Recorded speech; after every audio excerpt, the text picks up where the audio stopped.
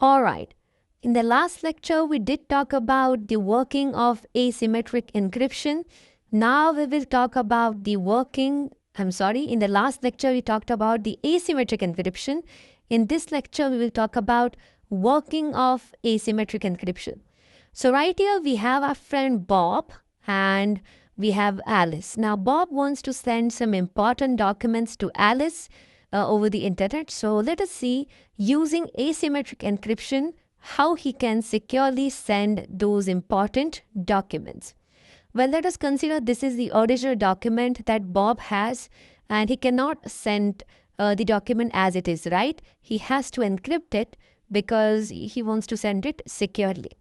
So this is Alice's public key, right? So if any one of you has confirmed that you have to encrypt with public key and then decrypt with private key of the same person, then you are right. Now, if I wanted to encrypt with private key, it's not possible because I don't have the other person's private key. It has to be, the private key is supposed to be with the person himself. You're not allowed to share your private key, or the app doesn't allow to share the private keys. So what you can do is you can take the public key, which is publicly available. So you can take the public key, you can use an encryption algorithm, and then you can get the encrypted document. Finally, what you can do now, once you have this encrypted document, it's encrypted with the public key, all right, of public key. You will send this document. Now, Alice will receive this encrypted document. What she will do is she will use her private key, because if you have encrypted with a public key, you can only decrypt with private key. And since Bob has encrypted with Alice's public key, she can only decrypt with her private key. And Alice's private key is with her. So Alice can then run the decryption algorithm, and then she will get the original document.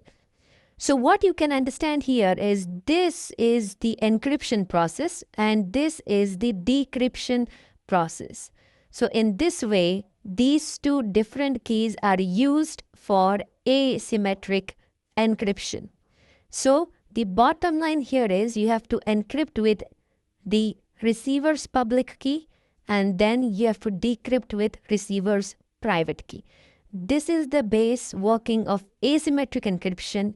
Make sure that you have understood this working, because this is the exact same working we are going to use in case of digital signature algorithm. Now, since here there are two different keys used, the protection is more, but again, it takes more time. So right now, you're only seeing only one document, but in the internet, millions of documents and emails get exchanged in 1 second. So, you have to have some method in order to make symmetric encryption work. So what is that method? We will see in the next lecture, where we'll have a look at the Diffie-Hellman key exchange algorithm. So if you have any doubts regarding asymmetric encryption or symmetric encryption, you may ask us through the question and answer portal. We are always welcome to solve your doubts. All right, let us get started now with Diffie-Hellman key exchange algorithm.